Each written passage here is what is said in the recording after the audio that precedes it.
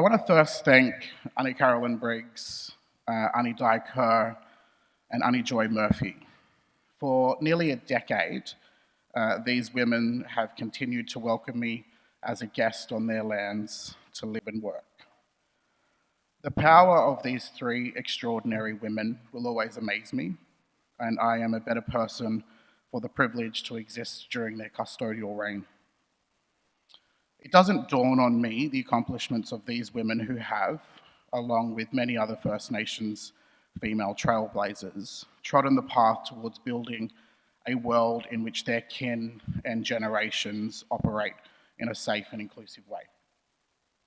When thinking about setting the tone for this address, I found myself being reminded of the expectations given to me by my elders, instilled in my Wiradjuri culture. The advice was that to listen, carry, and hold Indigenous stories, I must always be open, transparent, and authentic. The refrain of being for Indigenous peoples reflects our predisposition and our desire to the concept of authenticity.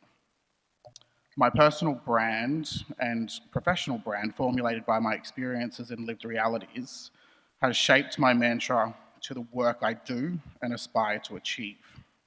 To hear and know their stories, I must also tell my own. I'm a queer Wiradjuri man. Known as the peoples of the Three Rivers, Wiradjuri people have inhabited modern-day central New South Wales for at least 60,000 years. At the time of British settlement, an estimated 3,000 Wiradjuri were living in the region, representing one of Indigenous Australia's largest cultural footprint. Wiradjuri country is one of beauty, and now I do acknowledge, like Stacey and Fred have said, most Aboriginal people stake the claim that their country is the most beautiful. But the Western Plains of Wiradjuri country can only be described as majestic. The Wiradjuri Nation is the second largest geographical clan group in Australia, extending from the Great Dividing Range to the east, bordered by the Macquarie or Womble, the Lachlan or Kalari, and the Murrumbidgee rivers. Today, Wiradjuri populations can be found throughout larger regional areas across New South Wales, such as Bathurst, Dubbo, Orange, Lithgow, and Wagga Wagga. My hometown, Condobolin, is the Kalari people's homeland and is considered and situated in the lower Lachlan region. It is anecdotally considered the heartbeat of Wiradjuri Nation. Condobolin was once an Aboriginal agricultural flourishing hub, and it is now a low socio-economic rural environment currently suffering from severe climate change amid decades-long social political isolation. This narrative is similar for many regional and rural Aboriginal communities. Growing up on Wiradjuri country was not just a privilege, but a customary right that extends thousands of generations. Yet despite this, many Indigenous people continue to grow up on lands where their stories and their connection to that land has been disrupted. Yes, I can stand here and bang on about how Indigenous disruptions to land and culture have devastated generations of people, but rather than continue to perpetuate that fact, I am instead asking the question, what are we going to do about it?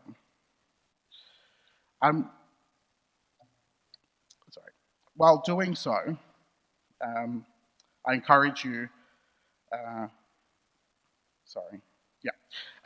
during this address, I encourage you to sit with the emotions that no doubt will arise, and of course over the next 2 days. While doing so, I ask yourself why you may feel what you feel, and where best is it to channel that emotion. I'm not here to make you feel shame or elicit any notion of white guilt, but I'm also not here to unpack that shame or that guilt. Instead, let us go on a journey and let's see where we land at the end. One of the lessons we learn growing up in an Aboriginal world is that we should always leave the place better than which we found it. In theory, it's a simple idea, but in practice, it tends to be very challenging. Leaving a better place from which we found it is not just a concept about cleansing the physical environment, it is a practice in time. Let's say I stumble upon a field, an empty field, no flowers that fruit in sight. How might I leave this place better than which I found it? I could walk around with a wheelbarrow and start pulling up some weeds, or I can jump on a John Deere and mow it so it looks pretty. But what if, in this empty landscape, I dug a small hole, placed a seed, covered it up, gave it a little bit of water? Simple idea. Now let's say tomorrow I brought some friends to this empty field, and I say to them, guess what I just did? I left this place better than which I found it. Noticing that the landscape is empty, with nothing but a curated lawn and a bunch of weeds hanging out of a barrow off to the side, my friends would probably think I'm a halfwit.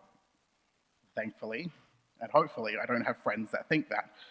But nonetheless, I have friends who are curious as to see how generations of knowledge passing through me and onto the landscape might be a reason which to stick around to see what happens. Let's say a week goes by. Nothing happens. Wait, I say. 2 weeks. Still nothing. Wait, I say. 3 weeks goes by. Whoa, they say. 3 weeks it takes for a eucalyptus tree to germinate, for a little sprout to appear. This sprout represents a new beginning, a transformation, once hidden, now observed. A tradition of planting a seed and watching it grow has occurred in many ways across this world for many years. It's an acknowledgement of country's growth that I find interesting in the planting of a seed. Acknowledgement of country is firmly woven into a welcome to country for us. The main difference is that an acknowledgement of country can be given by anyone, whereas the welcome is always given by an Aboriginal person, a traditional custodian, with ancestral ties to the land on which the meeting or the event takes place. If you look up online, you might read that the Welcome to Country ceremony was first conducted in modern Australia at an official ceremony in 1999 during the New South Wales Supreme Court 175th address. Another story that I've heard is that it was first incorporated, particularly the acknowledgement of country, into a parody play on a stage in the late 80s, and that the truth of the words let it become embedded in our lives. But a welcome to country has always been part of our ongoing culture of Aboriginal Australia, a practice of cultural safety that we have been using on these lands since time immemorial. My mentor and friend, Professor Marcia Langton, has literally written a book on Welcome to Country. Now, some might not agree with her politics, but the book represents and presents a deep and in-depth Indigenous language and customs story. It talks about history, native title, art, dance, storytelling, cultural awareness, and etiquette for visitors. As Professor Langton says, whether you are an Australian or whether you're from another country, if you turn up in an Aboriginal area and start asking questions without an understanding of that history that has gone before, it would be very embarrassing, not just for the visitor, but for the traditional owner.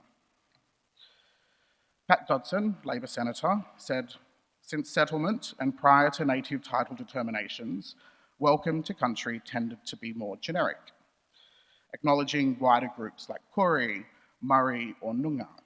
If you don't know what those terms are, look deeply inside yourself. For a non-Indigenous people, welcome to country is a way to respect those descendants who have survived colonisation, extermination, and settlement. Ongoing acknowledgement of the continuing relationships to particular tracts of land. Acknowledgement of country is more recent in its origins, and we've seen it go from parliamentary to postal addresses in just a few short years. My elders told me that acknowledgements didn't used to be that common. An acknowledgement of the lands you were on and recognition of the original custodians in modern Australia was a profound political act in the late 70s and 80s. It was usually just done at big ceremonies, big events, graduations, the start of Parliament one time. Then it went to emails. Remember when it was on emails? Remember when it first went there? I acknowledge the land that I live and work. Ooh. Now it's on at the start of every single damn meeting. And everybody does it. Everybody does it. You know, the meeting is 20 minutes just at the start because everyone's acknowledging country, or they're changing their names in their Zoom or Teams to signify where they are. We watched acknowledgement of country become part of formal proceedings in corporations, not-for-profits, grassroots organisations, union meetings, and I'm sure a priest or two has said it in communion. Acknowledging country has been criticised and resisted. We saw the WA branch of the RSL try to ban acknowledgement and welcomes to country at Anzac Day services. In 2010, the then Prime Minister, Tony Abbott, described the acknowledgement of country and the acknowledgement of traditional owners as a genuflection of political correctness. And even within our Aboriginal communities, there was concern that the words had begun to be recited by routine. I would like to acknowledge the traditional owners of the land. Some question whether the sincerity of the acknowledgement has been lost. Generations emerging are asking, is this tokenism? I question, have we normalised the acknowledgement of country to a point where many of us know? Our connection to country that we feel, particularly as Aboriginal people, is both an ongoing and a shifting relationship. First, there is our country. I am a descendant of the Kalari peoples of the Wiradjuri Nation. But then there's the country you're born on. I was born on the lands of the Gadigal people of the Eora Nation. I now live on Naarm, in the Woiwurrung Nation, the Kulin Nation. Growing up on Wiradjuri country, I remember seeing life behind the curtain when I was 4 years old. I went to a white friend's house for the first time. It didn't look like mine. Then I went to another white person's house. It didn't look like mine. Then I went to a black person's house. Cousin, an auntie. Oh, yes, familiar. At 4 years old, I recognised we were playing a game.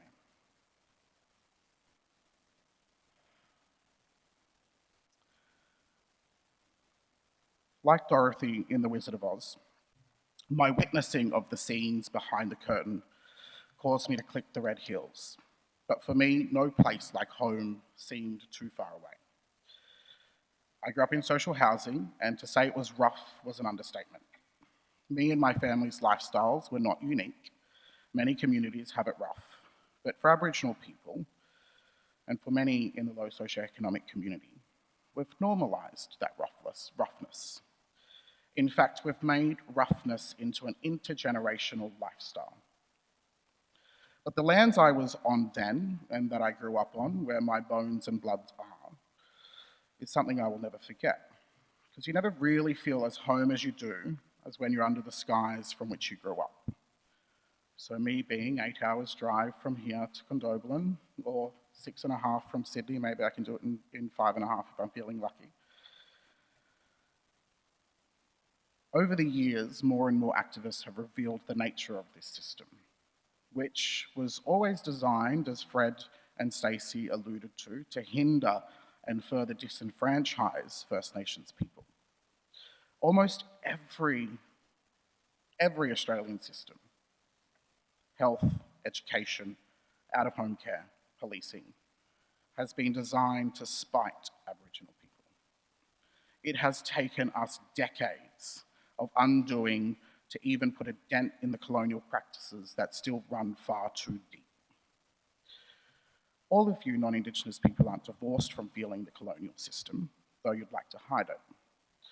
In fact, every human rights win in Australia and every push towards equity is undoing the system of harm that colonisation has been embedded within the Australian landscape.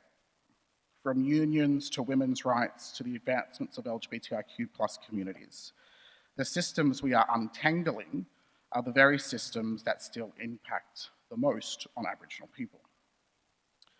Over the years, we've heard more and more talk about intersectionality. For some, I'm sure it sounds like a buzzword. For many of us, it's how we live. You cannot take one part of my identity and separate it from another. Each of us, individuals, are deeply interwoven and interconnected systems. Taking an intersectional approach shouldn't be hard work with a lot of extra thinking. It's the work of decolonisation, the removal of artificial separations of the parts of us to undo a system that only tries to respond to each individual aspect of us, a process that leaves us feeling pulled apart and incomplete. When women fought for their rights, let me restate that. When white women fought for their rights, it was to undo the legacy of imperialism invented by white men some hundreds, if not maybe 1,000 years ago. To unbound themselves from the shackles of Western patriarchy, white women fought for their rightful place at a seat at every table. For too long, this seat has been void of diversity. Sometimes white women are to blame for that. Intersectionality plays a critical role in how we progress as a nation. It must and will be the bastion of hope that signals, as the disability rights movement has taught us, nothing about us without us. The diversity found in intersectionality prods deep too, not just race, not just skin colour, not gender, nor sexuality.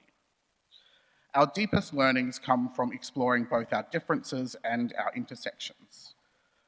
Like many other First Nations communities across the world, the development of gender and the performances of those genders are incredibly diverse.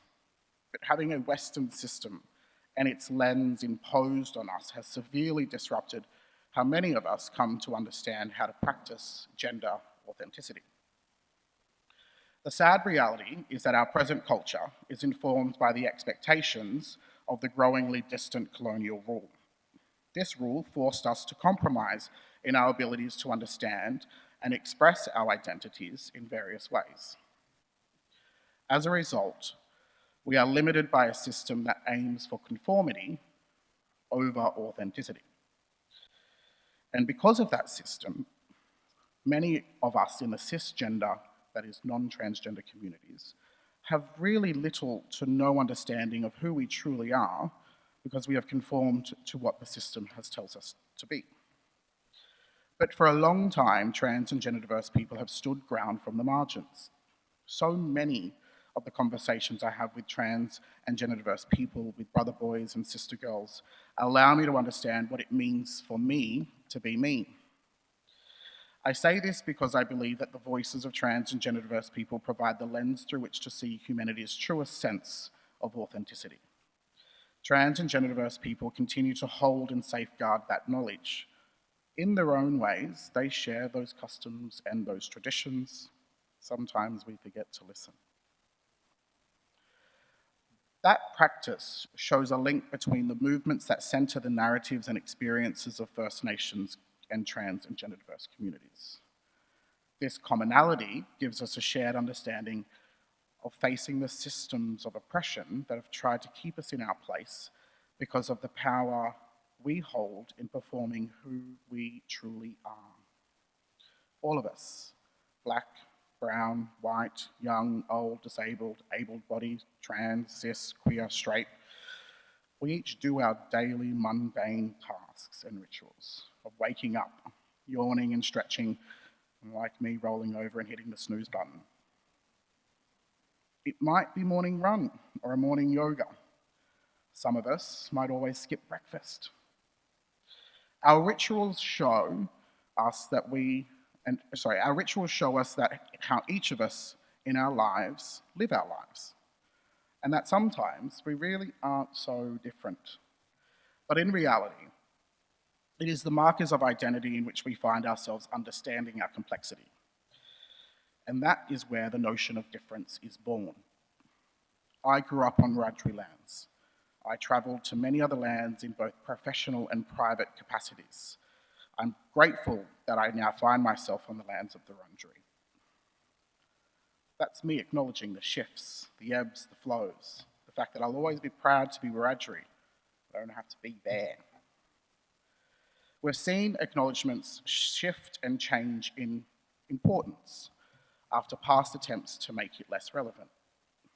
Over the last couple of years, where we've been stuck on our patches here on country, here in Melbourne, in our repeated, life-saving, difficult but necessary lockdowns, we've been meeting online. And again, I've seen that shift. Please put in your pronouns and the country in which you're joining us from. Where's the button? It's the 3 dots on the... We've all heard it. Again, same living.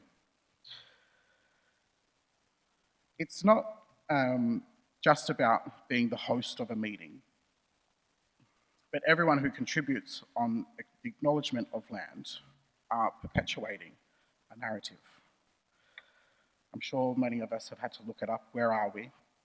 Some days, though, I really do tire of acknowledgement country. Some days I say, can I acknowledge as a question? Nobody really catches it. But I've seen many people replicate it. Can I acknowledge? Can I? Can you? I never not know whose land I'm on. Can you say the same? Other days, I think, is the next step for people who have learned now whose land they are living on. How do we start to build that connection and that relationship beyond the auntie or uncle walking on stage, welcoming and leaving through the door?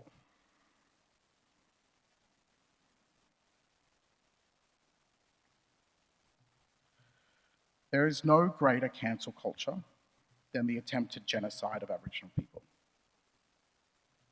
Con, in his opening address this morning, talked about undoing the legacies of harm of colonisation. Many across today and tomorrow, and for a couple of weeks, we'll talk about this. But how many will say we need to revert our culture to centre Aboriginal people and Aboriginal cultures, who have on these lands once built an incredible survival and society and resilience, as Fred previously talked about. What most people will talk about over the next 2 days and moving on from this conference is what Aboriginal people have been screaming for decades. None of this information is new to us because it is a system that we designed 60,000 years ago. But I just need to push back on Stace and Fred because this is how we grow the culture.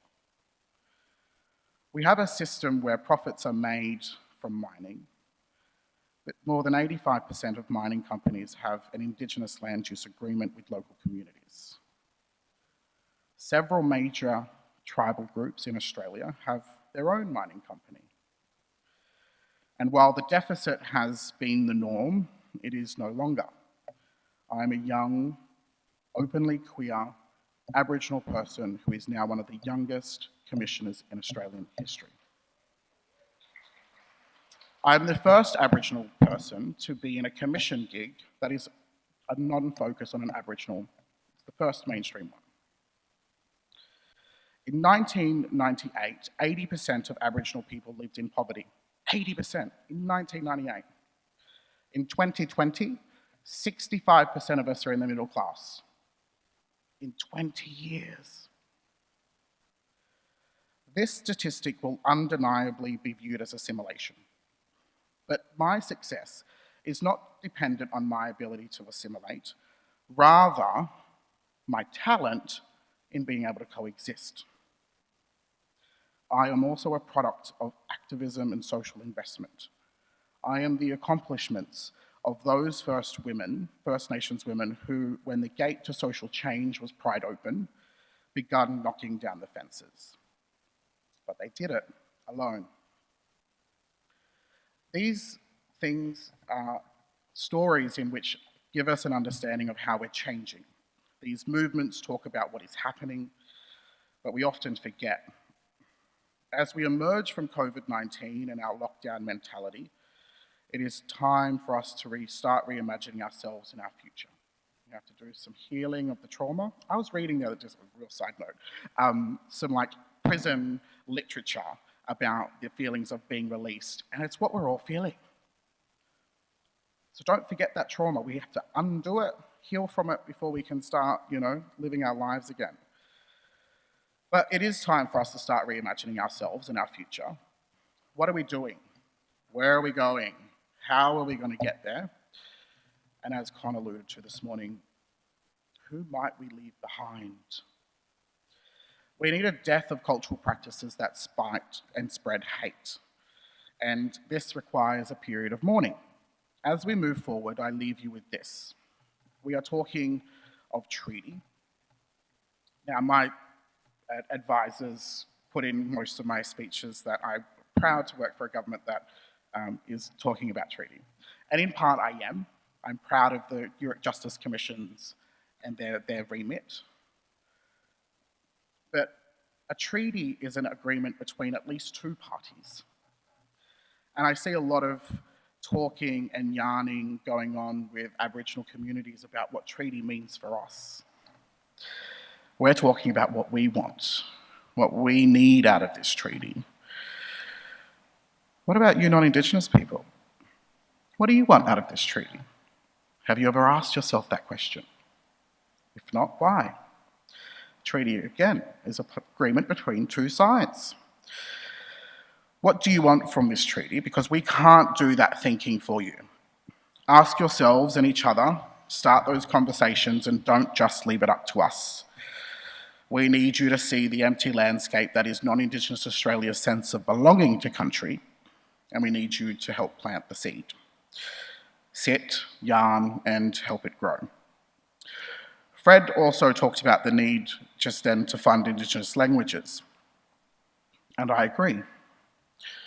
And non-Indigenous folks will probably be like, yeah, we do, yeah, that's great. How many of you have emailed your representative in Parliament to say, hey, I want to learn the language of the lands I'm living on? Put your hand up if you have. Shame. Don't dare sit here talking about reconciliation when you fail to actually be active in it. The inaction of non-Indigenous people to actively use their privilege to champion the rights and undo the legacies that perpetuate the deficit narrative is a shame. But like all relationships, for it to work, we need all the parties involved. Let me say, as I did in the beginning and throughout, and as I finish, for all the work we should do, be an acknowledgement of country and a respect of country. Acknowledgement is never just the start of a meeting and then a sigh as we start the meeting. Acknowledgement is the meeting. So, I'd like to acknowledge the ancestors of the land that this event is being held on today. I pay my respects to their elders past, present. Stacey, I see you. And I know that you do too. Thank you.